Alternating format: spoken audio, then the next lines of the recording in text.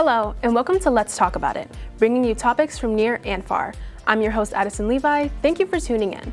Our roundtable discussion today focuses on a pressing and somewhat controversial topic in communities these days. Are data centers beneficial for neighborhoods? We will explore how this issue not only impacts Prince George's County neighborhoods, but also our surrounding areas.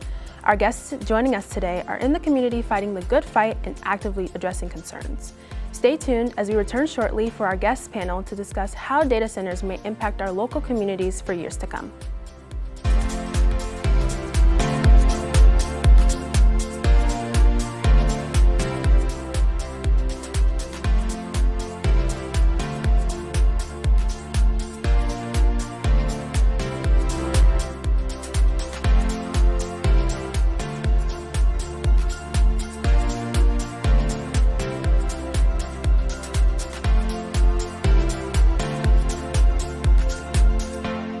Thanks for joining us and welcome to Let's Talk About It, bringing guests from topics near and far.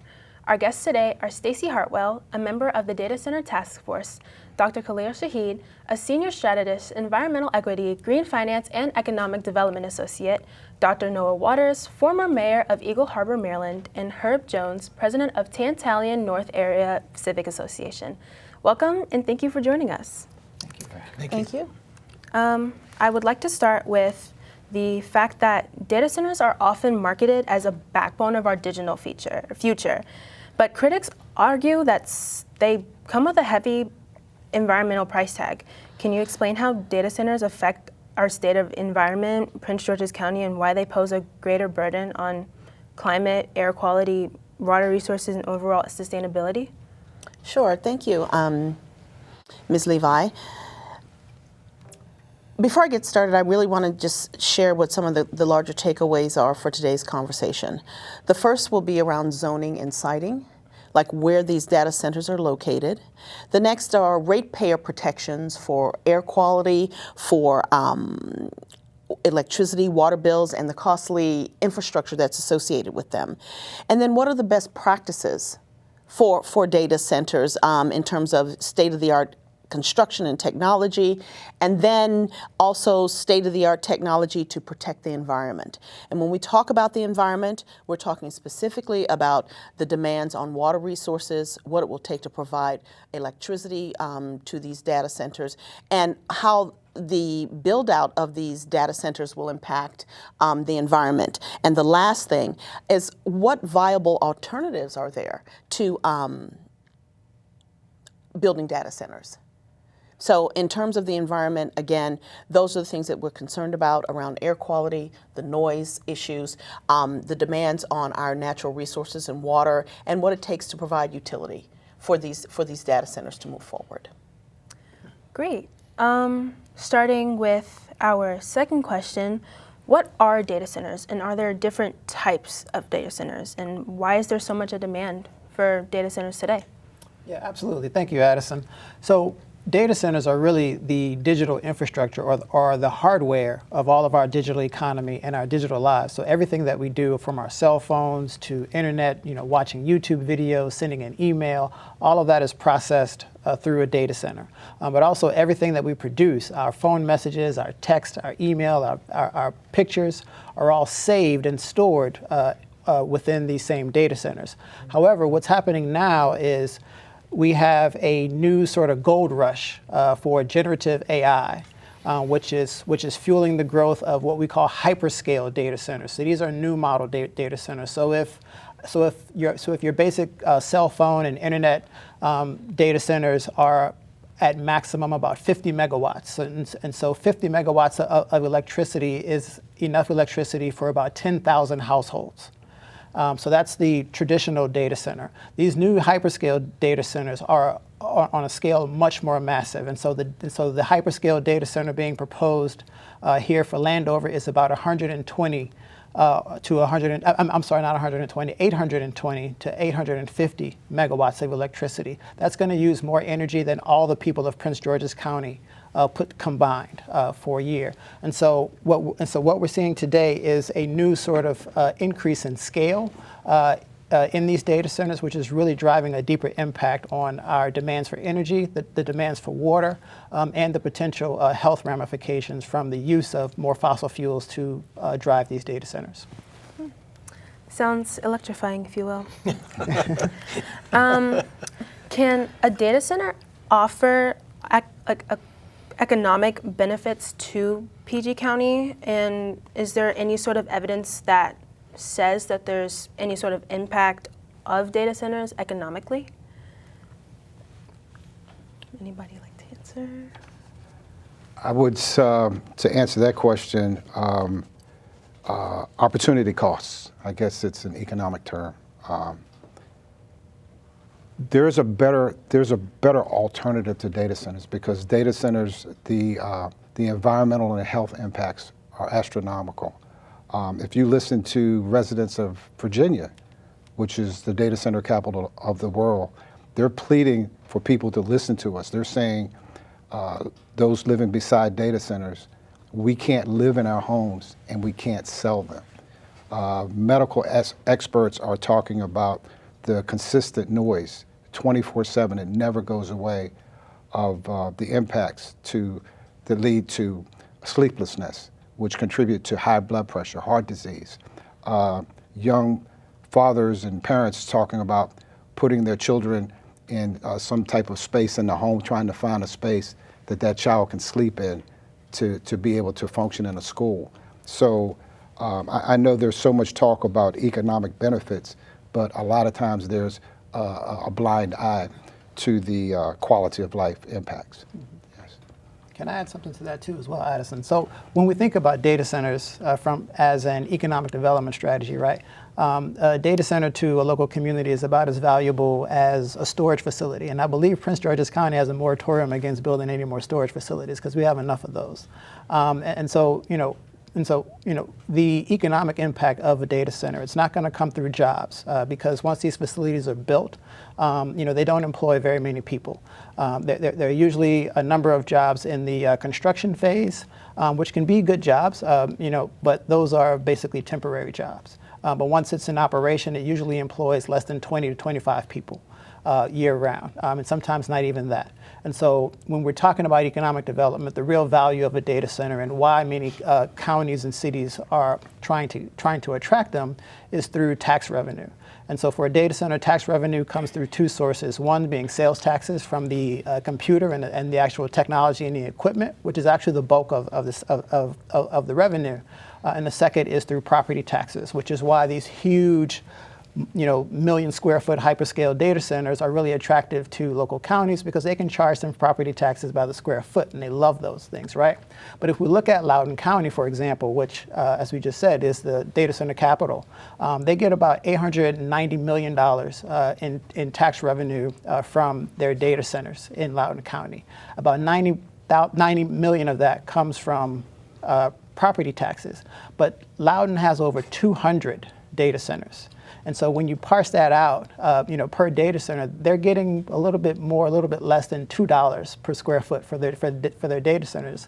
It's really not a lot of economic value when you square that against the cost, particularly when you think about the number of state incentives and tax breaks that are given to attract these data centers. And so that's tax revenue that's not going to the state that could be coming up to Loudoun County through other sources that they're foregoing in order to attract these data centers for, again, very little economic value and very heavy cost on environment and quality of life. And if I can just add, it seems as if the Prince George's County Council and the leadership is looking at these data centers as a panacea to cure the economic woes. And I think you have to have more in your economic basket than just data centers to cure that, to address the economic woes, the shortfalls in budget, et cetera. This may be one way, but it's not the best way, and there are other options that they have to consider to help them. Great. Mr. Jones, I was just about to ask you a question. How does the current county zoning regulate the impact of the locations of these said data centers? This is a huge issue for the people I represent, for the county as a whole. Right now, there are 11 zones that are designated where data centers can be constructed. That's a concern. One of those zones are RR, which is rural residential. that means a data center can be in your neighborhood.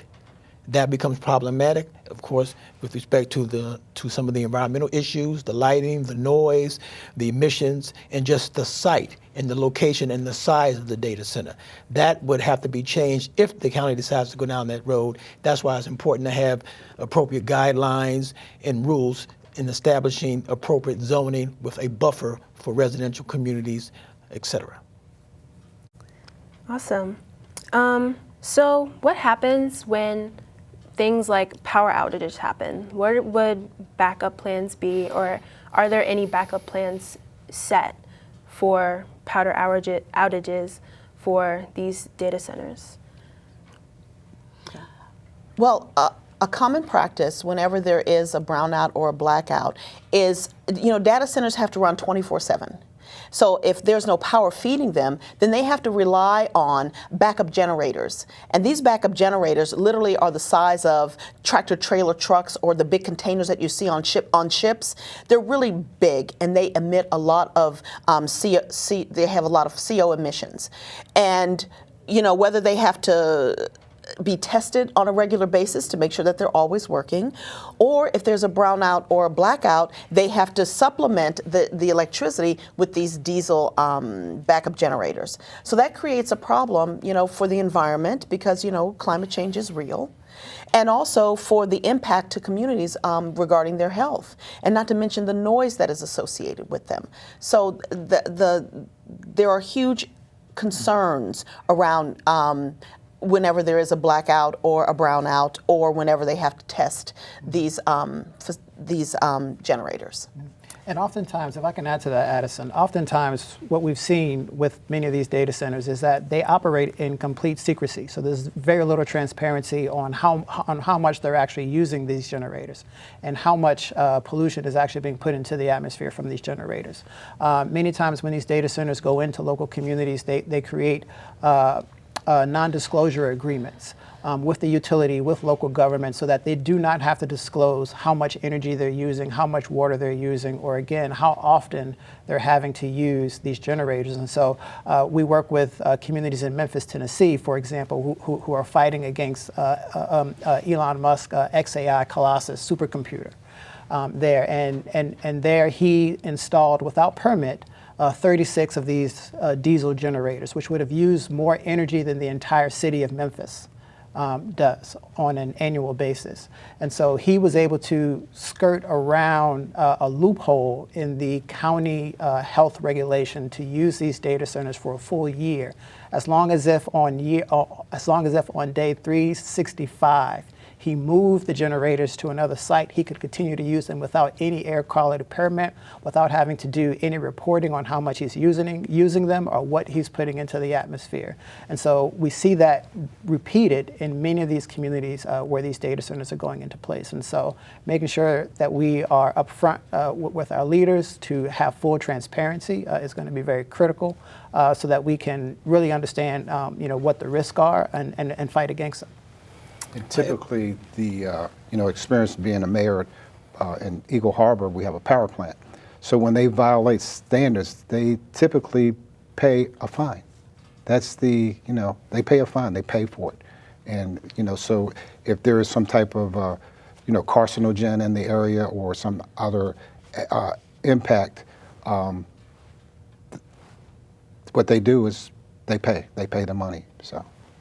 And if I can just add, in terms of how utilities prioritize who's going to come back on first when there's an outage, because the data centers are running 24/7 and they hold so much information, they could be at the top of that priority list. So that means it'll be a little while before they get to everybody else. They usually prioritize data centers, hospitals, fire and rescue.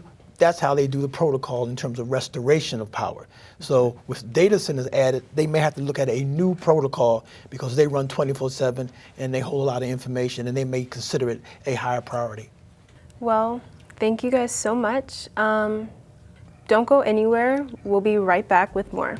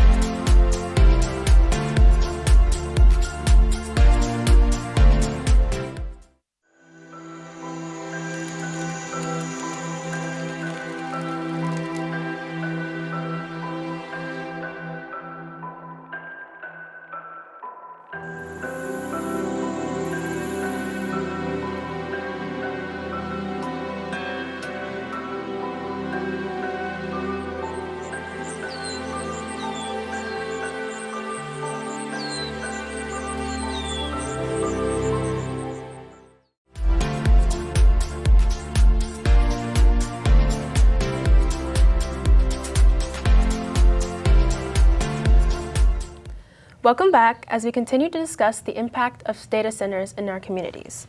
As we said, there are many risks to data centers, and we're continuing our discussion on backup plans or setting plans for these data centers.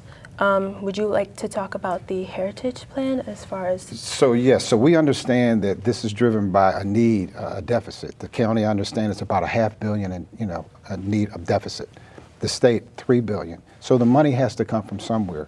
There's a better alternative.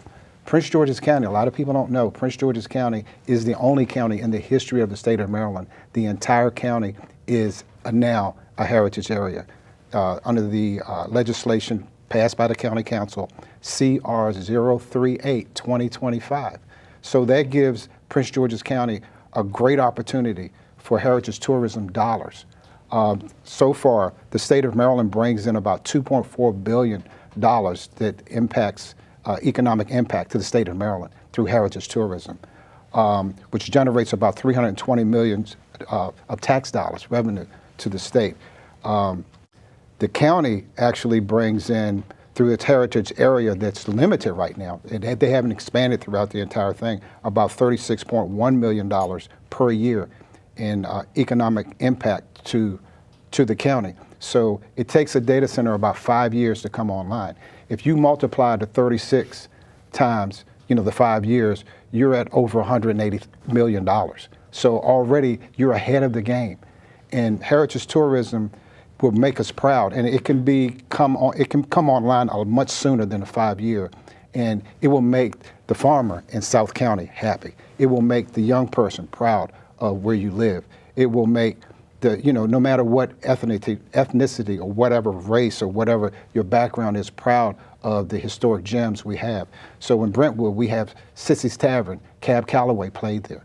Brandywine, we have Wilmers Park. It was part of the Chitlin Circuit. James Brown, Aretha Franklin, list goes on and on. Eagle Harbor, Gateway, on the water to the eastern shore of Maryland. Slaves actually came directly from Africa into there. Laurel was the mill town. College Park, the oldest airport in the world. I mean, on and on. You can mention these iconic histories in Prince George's counties that can be turned, monetized into dollars. That is a better way, it's a faster way, and it's economically sustainable. And let's not forget the environment. The environment, yeah, there's yes. less toll on the environment. Less toll on the environment, yes. And to continue on talking about the risks of data centers, what happens when PG County relies on these data centers? Prince George's County, what happens when we begin to rely on data centers and as an economic developmental tool? Like, what are the risks behind that? We were talking about opportunity costs. Like, what do we give up if we usher in data centers? And there's often a false comparison made between Prince George's County and Loudoun County. Loudoun County has more square mileage and it has less people. It is not as dense. But in Prince George's County, we have more than 2 times the amount of people that they have in Loudoun County. And we have less square mileage. So what they're trying to do is to put in a data center and make the case that this will attract greater opportunity for us, when in fact it will curtail the opportunity because we are an established community, unlike they are down in Loudoun County. So they are attracting related business and industry related to data centers, but here we're already an established community. So there's less opportunity to generate that kind of opportunity for the land oversight. What is the cost, and how will our community's electric bills be affected by these data centers? Well, it's already been affected. The PJM, which is the governing body that really helps to determine what the rates are and what the needs will be so that we can advance these technologies, they have to forecast what the demand is going to be. So in order to prepare and to be able to meet that demand, they have already started rates have already begun to increase so they can get the money to be able to pay for it when they have to start to build out this demand in actuality. because they can't just start raising the money in that moment. They have to start way ahead of time. There's a long runway before you get to when the data center is actually built. So they're already, and I'm sure many people have heard about their electricity bills going up, and significantly. Not just modest increases, but in some cases, people's utility bills are doubling. And it's driven solely by the demand or the forecasted demand for data centers. And if I could just add to that, and Staci is right on point, the forecasted demand, the power companies, in our case would be Pepco, did not anticipate this rush for data centers. So everybody's scrambling, trying to figure out, how do we meet this huge demand? And to the point that I think the former mayor made, the infrastructure associated with data centers, all that has to be calculated into the demand, and that goes into the cost of your bills. According to the public advocate of the state of Maryland, he anticipates those bills will increase substantially and consumers will suffer what's called rate shock. That's when you get a bill that you have never seen before in 1 month. I've experienced this myself. 3 months ago, I received a bill that was close to $700 for 30 days. I have a solar roof, I have energy efficient appliances, I have new everything. I was shocked. I was able to work it out with the company, however, but I'm able to pay that. Most consumers are not going to be able to foot that bill, and that's just a small increase. We're talking about more substantial than that. So that's the big negative side with respect to the electric rates, and the same with the water rates, because of the infrastructure related to the water that has to come in to cool the data centers on a continuing basis. One more piece on that, Addison, that's very important as well. And so utilities are looking at this as profit for them, just to be very clear. And so when our utilities have to build out new infrastructure, new transmission line, they have to build out new power generation capacity. So they will build that transmission line, they will build that new power plant, to feed this data center, but then they will spread that cost out to all of us, right? And so whether you are rich or poor, whether you live in an apartment or a single family home, it comes out to all of us. And so, we've already seen from the increase in capacity across the grid, like really nationwide. This is a nationwide phenomenon, not just something that's impacting Prince George's County. But we've seen on average about a 7% increase.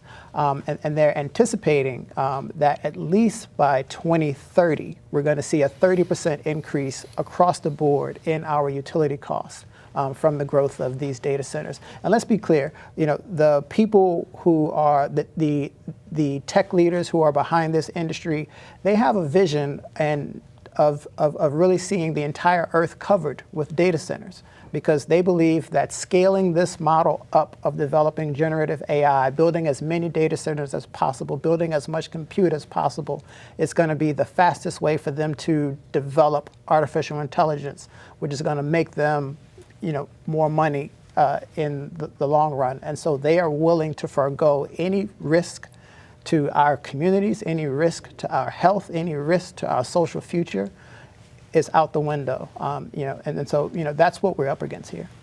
If I can just add, the People's Counsel, David Lapp, has introduced legislation in Annapolis that would create a situation, and this is within the BGE territory, that residential consumers, light industrial, commercials, are not to see increases in their bills as a result of data center infrastructure and costs. That's a huge advocacy position by the People's Counsel. The state regulators, and each state has a regulator, Public Service Commission or Public Utilities Commission, they're looking at this, trying to figure out how do we grapple with this monster, these data centers, how do we deal with the costs, how do we allocate those costs fairly? And as the doctor said, those costs will be spread against the entire rate base or rate customers, residential, commercial, industrial. The average residential consumer uses about 800 kWh a month, 800. This will increase that substantially. And very often with respect to rates, if you ask the companies, as you use more, your costs go up. As you use more kilowatts, your cost is higher. So this could be just a serious issue of people not being able to make payments on their bills, utility service be cut off, disconnections. I mean, you have a ripple effect like you've never seen if this occurs and there are not certain protections in place. One more thing, because this is really important. Because we are also finding that in many of these local utility areas, so again, I mentioned earlier about the non-disclosure agreements. And so in many cases, what we're seeing also is utilities will often charge different rates per kilowatt hour. So if you're a residential customer, say, you may pay 50 cents per kilowatt hour. If you're a commercial or an industrial, particularly one that they prioritize, you may pay as low as 25 cents per kilowatt hour. And so even as the cost is spread across the ratepayers, these hyperscale data centers are often paying less per kilowatt hour than your residential home user is having to pay. And so there's just not fairness in the system at all. And I think the key takeaway in this is that we are paying for billionaires to, for their shareholders, to increase profits for their shareholders. So why should we, as ratepayers, have to pay for that? And we're becoming like guinea pigs, because this is a test. This is like a myopic or short-sighted view, because they can't prognosticate or predict the future. So we're like they used to call it the beta test with software. We're the test dummies, because they don't know the future. And as micro and nanotechnologies enhance, I mean, what we have in this phone today, it would take an entire building. So this is going to enhance, but we'll have these mammoth swaths of eyesores, these big data centers taking up so much real estate throughout the nation if these politicians keep, they buy into this and don't think of alternatives. There are better ways. There's a better way in Prince George's County to do this. It will bring more money. It'll come online faster. It does not come with the environmental impacts, and it will make voters proud. Thank you guys so much for sitting here with me and talking about the risks and pros and cons of the data centers. I would like to thank all of our guests for taking the time to join us today to discuss such an impactful issue. We appreciate our guests' commitment in protecting and preserving the well-being of our communities and concern for the environmental impact of data centers. We wish you great success in all your endeavors to provide communities with better solutions to this matter. Let's Talk About It is here to communicate, educate, motivate, uplift, and inspire the world. I'm Addison Levi. Thanks for joining us today, and see you next time on Let's Talk About It.